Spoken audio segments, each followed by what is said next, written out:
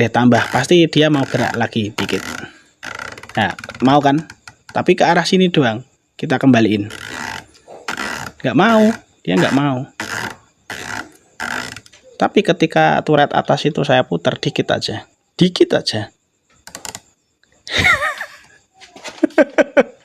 ya mungkin kawan-kawan sukumannya ada yang pernah ngalamin yang kayak terjadi di scope ini. Kebetulan saya dapat Markul Brilliant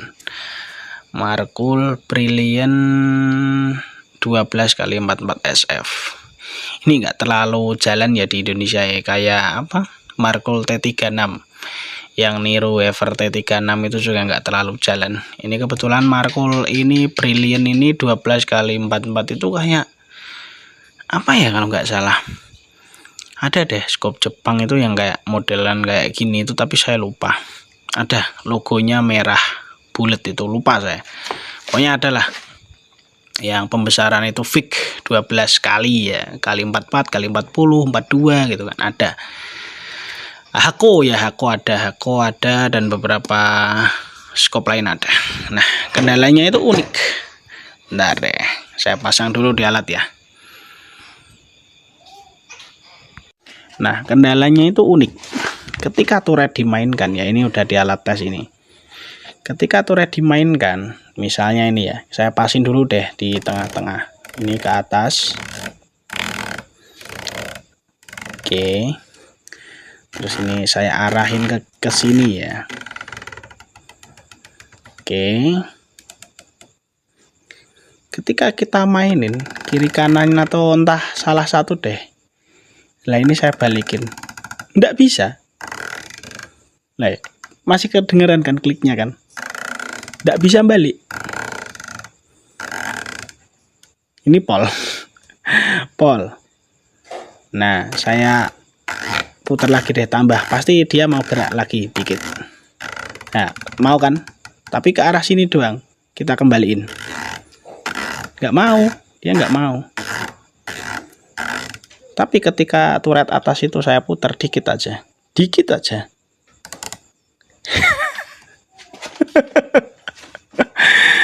langsung balik ya, langsung balik. Hal ini bisa terjadi kebalikannya. Kebetulan Markul Brilliant ini saya dapat posisi yang kiri kanan yang error, dan dari keluhan yang punya juga menyatakan bahwa nggak tahan getar, intinya kiri kanan terus nggak beres gitu loh. Ya ini ada hubungannya sama pergerakan turret gitu loh. Saya balikin lagi deh, pasin dulu. Oke, saya pasin ya, saya gerakin lagi. Ini malah susah, space turret tadi ya, space turret. Oke. Iya. Oh, ya sebentar, tak kasih teleskopnya sebentar. Ya sorry, saya skip ya, soalnya anak saya lagi butuh teleskopnya. Mainannya teleskop, bapaknya tukang teleskop ya, mainannya teleskop ya. Ini ketika saya putar ke sini bisa gitu loh, tapi saya balikin lagi, balik ya, balik. Tapi udahan sampai situ, udah ndak mau. Nah ini udah ndak mau ini. Nah kita coba putar dikit aja deh yang atas, kalau kedengeran ya.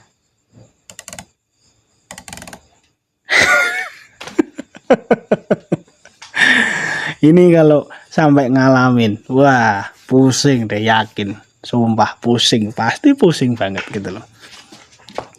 Pusing banget deh. Dan Markul Brilliant ini uniknya, kalau nggak percaya loh ya, kalau nggak percaya, ini saya tag video ini malam, besok masih saya sambung lagi ya besok pagi, karena malam-malam ya nggak mungkin saya tag video ya, nggak tahu sih nanti kalau memang ini langsung saya garap ya.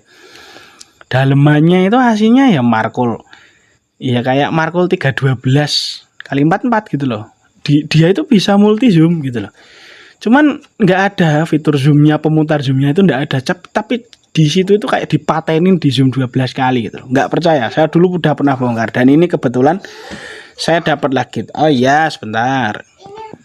Nah, kebetulan kali ini saya nemu, dan saya kan udah nggak terikat sama brand scope apapun, jadi sekarang udah leluasa mau reveal beneran nggak sih itu fix zoom di dalamnya konstruksinya gitu loh.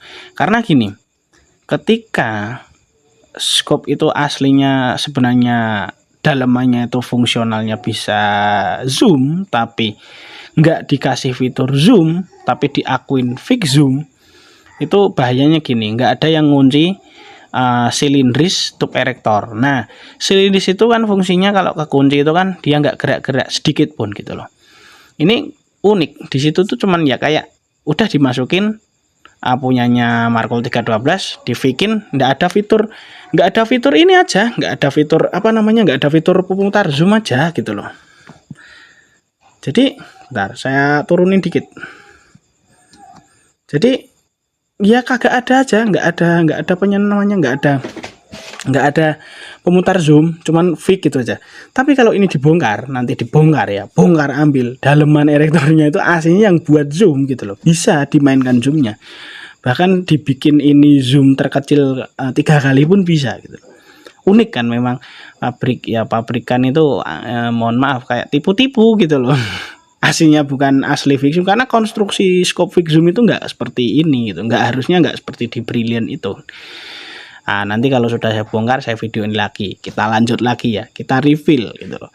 Bener kan nggak sih kalau scope fix zoom itu harusnya tatanannya seperti apa gitu loh. Harusnya beda gitu loh, kayak wafer apa yang fix zoom yang 36 kali, yang apa fix 10 kali, 20 kali, itu aslinya fiturnya nggak kayak gitu loh. Nanti kita lanjut deh.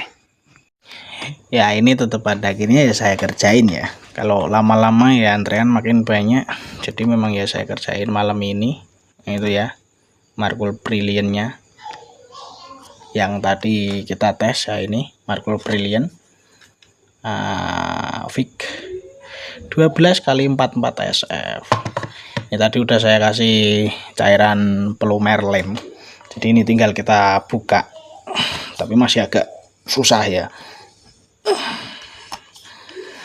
Ya memang agak susah gitu loh, nggak mudah ya. Kalau mudah ya semua orang bongkar teleskop mah ya semua orang saya yakin bisa bongkar, cuman ya nggak ada jaminan bahwasanya pembongkarannya bakal lancar gitu loh.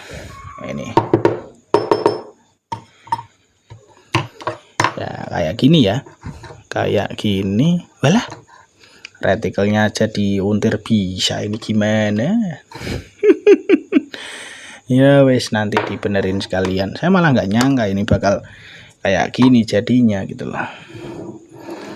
Pasti pada nggak percaya bahwa ini konstruksinya bukan konstruksi fix, ini konstruksinya konstruksi zoom.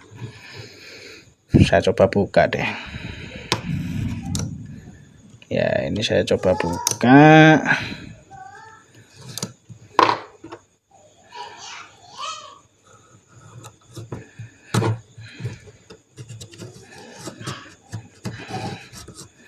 Asli deh, saya nggak bohong, ini aslinya konstruksinya konstruksi erektor yang bisa dimainkan zoomnya.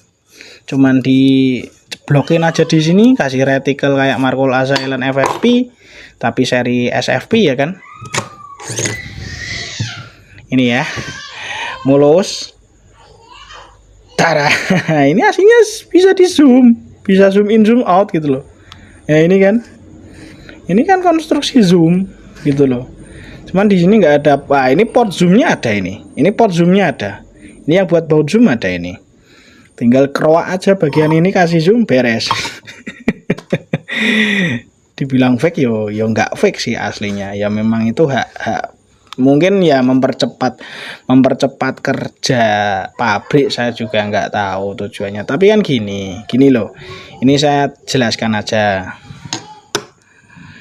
Konstruksi zoom yang asli fix zoom sama bisa dimainkan zoomnya itu jelas beda. Bedanya apa? Gini deh. Nah, ini saya ada satu kardus isinya erektor doang. Ini isinya erektor doang, aneka macam erektor.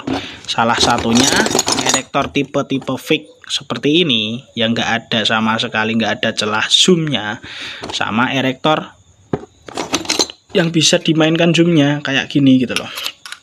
Nah gini loh, sekarang saya tuh cuman jelasin potensi yang bakalan terjadi ketika barang yang tidak sesuai dengan peruntukannya itu tapi dikasihkan di situ. Saya cuman mau nerangin side effect atau efek samping aja. Ini udah ya, ini tube-nya udah, lupakan aja biar di sini. Ini juga batang sih. Ya, jadi di sini kita itu saya akan sedikit bercerita atau mungkin mencontohkan kenapa sih telefix itu yang benar-benar fix bagus, kayak misal buatan-buatan Jepang kayak Tasco, Cytron atau sekelas lah. Kalau dari Eropa ya mungkin ada Swarovski, ada Smith Bender juga ya kan yang bagus-bagus. Kenapa kok desainnya itu rata-rata non silindris, non putaran seperti ini? Ya memang karena desain scope fix dan desain scope yang bisa dimainkan zoom. Alhamdulillah udan. Desain yang bisa dimainkan zoomnya itu beda gitu loh, dan semua ada peruntukannya. Sedangkan Brilliant tadi itu modelnya sebenarnya scope-nya fix, cuman dalaman yang bisa dimainkan zoom. Kalau saya giniin ya zoomnya jadi kecil gitu loh, jadi kecil. Kalau saya balikin ke sini ya jadi paling besar gitu loh. Nah, kelebihan dan kekurangan scope yang tipe fix yang memakai asli fix sama fix-fixan ini saya jelasinnya gimana ya biar enak untuk mudah dimengerti ya. Jadi gini deh kasarannya, kalau sistem silinder seperti ini kan itu ada gapnya, ada celah antara tabung yang ini dan tabung yang bawahnya yang untuk menampung tube magnifikasi. Sedangkan kalau fix asli itu kan dia cuman pakai groove, modelnya groove dan ring. Jadi didesain mau zoomnya berapa, misal 4 kali jadi jaraknya sekian-sekian, mau zoom 6 kali jarak sekian-sekian, tambah gapnya jaraknya tambah dikit, mau zoom 10 kali ya jaraknya tambah dikit lagi, zoom 20 kali tambah dekat gitu loh. Dan di situ kelebihannya karena ndak ada gap seperti ini, ndak ada gap antara silindris pemutar dan tabung iner tabung primernya, itu nggak ada gap, jadi ndak ada celah gitu loh, ndak ada gap, ndak ada kocak seperti ini. Ini saya kasih tunjuk deh. Nah ini aja kocak, ini ada kocak dikit, nggak terlalu kedengeran ya. Apa saya deketin aja ke speaker biar kedengeran. Nah itu kalau nanti deh saya coba besarin volumenya ya, itu ada gap, tuk tuk tuk tuk tuk tuk tuk, tuk gitu suaranya, ada gap. Sedangkan kayak gini kan karena nggak ada pemutarnya, ya mana ada gapnya, nggak ada gapnya gitu loh. Nah makanya kenapa skop-skop lama kayak Hako Ringgul Fix atau Bushnell Fix itu tahan getar, tapi retikelnya kan monoton gitu, makanya orang kita banyak yang nggak suka. Dan sekarang udah kegeser dengan skop-skop baru gitu loh, yang retikelnya lebih kekinian. Dan satu lagi, kalau seperti ini itu banyak yang tahan getar kan karena ditumpuk oleh baut zoom, baut yang ada di sini. Baut zoom itu dapatnya sini. Nah ini loh, saya contohin deh biar tambah mudah memahaminya. Ini kan zoom itu kan ada bautnya ya kan. Nah baut zoom ini kan dapatnya di bagian lubang ini. Nah fungsinya kan buat muterin erektor ya kan. Nah itu kan jadi satu kesatuan, di dalam kena baut tambah kokoh, kena sil kokoh gitu loh, dia nggak takut getar, nggak takut gerak. Sedangkan ini tadi Markul Brilliant tadi udah cuman dimasukin gini doang ya kan, nggak ada baut zoomnya, nggak ada apa-apanya. Ini rawan kocak, padahal ada gapnya gitu loh. Ini ada gapnya, dikarenakan celah gitu loh, ada gapnya. Makanya tadi kembali ke video awal, geraknya bisa seperti itu gitu loh. Nah ini nanti akan kita coba beresin, nah, nanti kita coba bikin biar ciamik lagi ya. Nah ini kelupaan nih, ada dikit lagi kelupaan. Ini tadi ya marble brilliant, yaitu brilliant ya, brilliant fixum ya kan, fixum 12 kali 44 SF.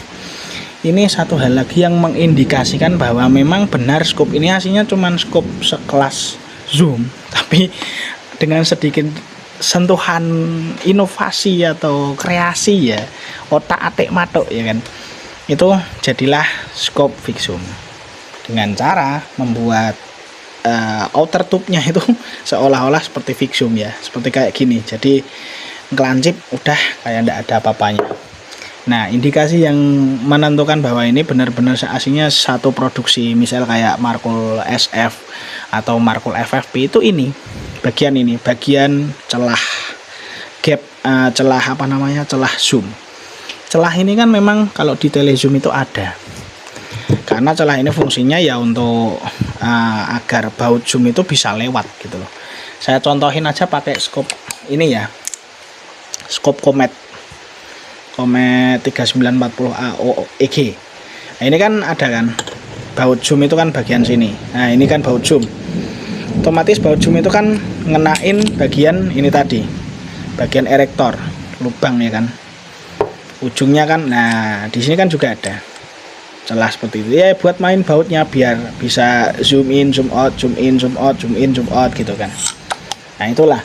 Sedangkan desain scope fixum yang bener-bener fixum itu kayak gini deh, saya ambilin dulu.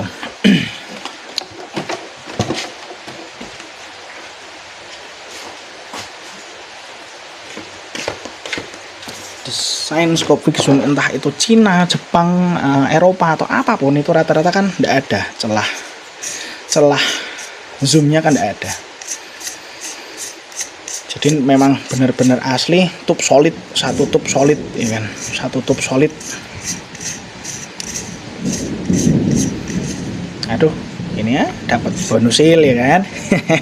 Nggak harus beli, dapat dari pecahan-pecahan kayak gini. Nah harusnya kan tube solid seperti ini, jadi solid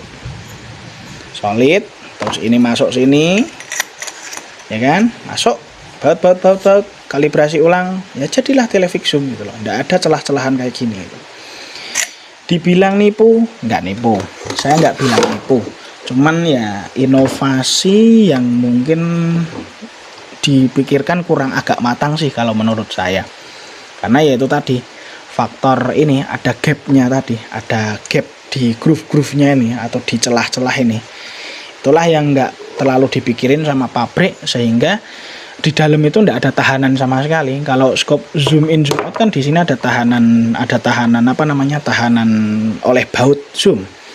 Nah sedangkan ini aslinya erektor buat zoom in zoom out, tapi diabal-abal dikit, disulap dikit jadi fixum, ditaruh di sini, tapi tidak ada tahanan sama sekali. Jadi di sini tuh bisa liar loh ya. Ini kena goncangan besar itu bisa liar loh. Ini entah geser sedikit ke sini kan bisa geser gitu loh. Nah yang bikin nggak tahan getar kan itu. Sebenarnya lebih kompleks lagi kalau saya bahas, sebenarnya lebih kompleks. Ketahanan getar itu bukan masalah pernya harus dikasih 2, 3, 4, aduh. Itu terlalu primitif. Dan masih banyak tukang servis yang ngakalin tahan getar itu dengan cara seperti itu ya. Jadi dikasih per kiri kanan, aduh kacangan sekali itu. Banyak yang masuk lagi ke sini dan saya hilangin pernya, saya kurangin, wah saya dapat bonus per ya kan. Pernya saya kasih 1 aja, saya kalibrasi ulang lagi, saya tata ulang, ya bisa tahan getar gitu loh. Ketahanan getar itu bukan masalah itu. Dan efeknya itu kalau dikasih per lebih itu putaran turret jadi keras gitu loh. Jadi keras, jadi nggak nyaman putarannya itu, nggak seenteng ini, nggak bisa enteng kayak gini. Enteng gini pasti mutarnya tek gitu, sambil gini dredeg gitu loh. Ya kalau asal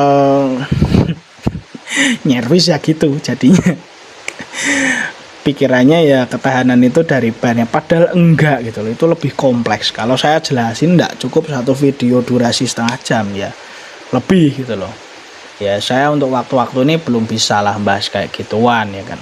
Nanti mungkin kalau saya udah bosen aja di dunia ini, mungkin saya akan bongkar semua dan bisa dijadikan acuan. Mungkin channel saya nanti untuk belajar yang pengen mau jadi tukang servis tele, silahkan. Nggak usah sekolah ya kan. Cukup liatin video-video saya yang seri-seri ini aja gitu loh. Nanti kan sedikit-sedikit pasti paham.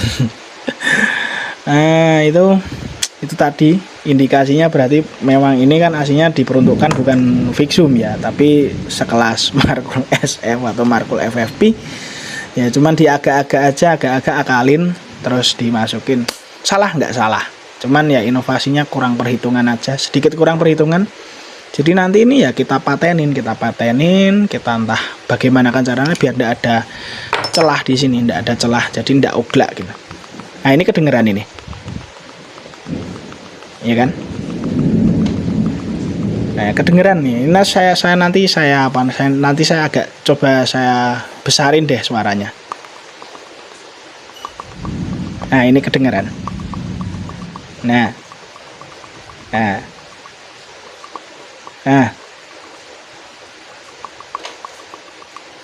itu kan ada, itu yang bikin nggak tahan getar itu gitu loh. Ntar kita beresin deh. Ya, dan inilah jadinya ya setelah kita beresin. Ini Markul Brilliant yang tadi ya. Ya, bentar. Ya, Markul Brilliant ya.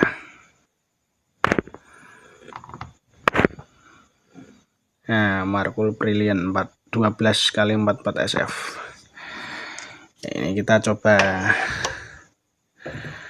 pasang di alat, kita cek deh jadinya seperti apa ya kan.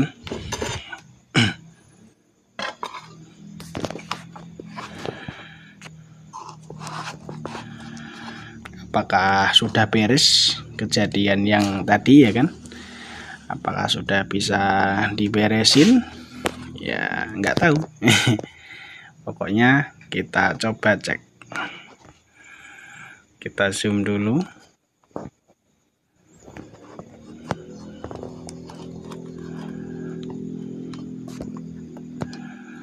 Nah kita fokusin. Oke, ini ya Markul Brilliant. Agak zoomin lagi deh biar enak lihatnya. Oke, ini posisi udah kayak tadi ya, waktu awal video tadi posisinya juga di posisi ini. Dan ini coba kita gerakin ya. Wah langsung ya, langsung kita naikin, kita pasin di titik biasanya. Oke, ini tadi kan yang masalah yang samping ya, kita coba lagi ke sini. Oke, ini kita harus ngikutin ya, soalnya kan ini statis. Nah oke, udah mentok ya, kita kembaliin. Sekarang bisa ya, udah nggak kayak tadi ya kan, udah nggak kayak di awal video. Oke, habis putarannya, habis.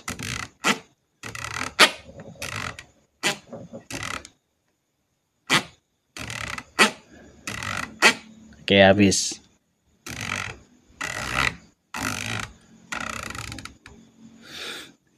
Sekarang udah bisa fungsi ya, nggak kayak tadi ya. Sekarang bisa fungsi, udah nggak kayak tadi. Ajib ya. Aslinya gampang gitu loh, cuman ya kalau nggak presisi ya jadinya nggak bisa presisi banget gitu loh. Untuk tes ketahanannya, berhubung ini sudah malam, workshop saya juga gandeng sama rumah saya ya, berisik, anak saya juga lagi tidur, orang rumah juga sudah tidur semua. Udah malam banget ini, udah jam berapa ini, jam 23.30. Saya juga mau lanjut ngerjain yang lain dulu. Sementara scope ini sudah saya nyatakan beres, cuman besok masih pengen saya tes ketahanan getarnya seperti apa. Sekarang yang penting itu kejadian turret yang tadi kacau tadi sudah beres. Nah, untuk tes ketahanannya ya besok lah, waktunya orang aktivitas ya, siang-siang, malam-malam, dakdok ya, didengerin tetangga nggak baik ya. Sementara ini gini dulu, besok kita lanjut lagi ya. Saya mau ngerjain yang lainnya, mungkin yang burem-burem atau yang perlu cleaning kan. Kalau ngerjain malam kan nggak harus dakdok ngetes ketahanan getar ya. Sampai jumpa besok. Ya, ini untuk Markul Brilliant-nya ya. Markul Brilliant yang sebelumnya kita perbaiki dulu untuk mekanisme turretnya ya. Markul Brilliant 12 kali 4. Dan sekarang mau kita cek ketahanannya gitu loh, ketahanan getarnya. Tahan getar atau tahan gepuk sih ini? Kalau getar itu ya pakai vibrator ya, vibrator yang buat memek, kok memek sih, apa itu, vibrator ya, vibrator pokoknya ya, namanya juga tahan getar ya kan. Ini coba kita tes ketahanan getarnya seperti apa jadinya ya, apakah tahan getar atau enggak gitu loh. Kalau enggak ya kita garap lagi ya kan, namanya garap itu nggak bisa sekali jadi gitu loh. Dipikirnya gampang, bodoh amat, gampang dasbui. Nah ini kan udah pas ya kan, kita coba gepuk atau banting, gepuk aja deh, banting ya, banting. Kalau dibanting itu kan dilempar ya, gepuk berarti ini.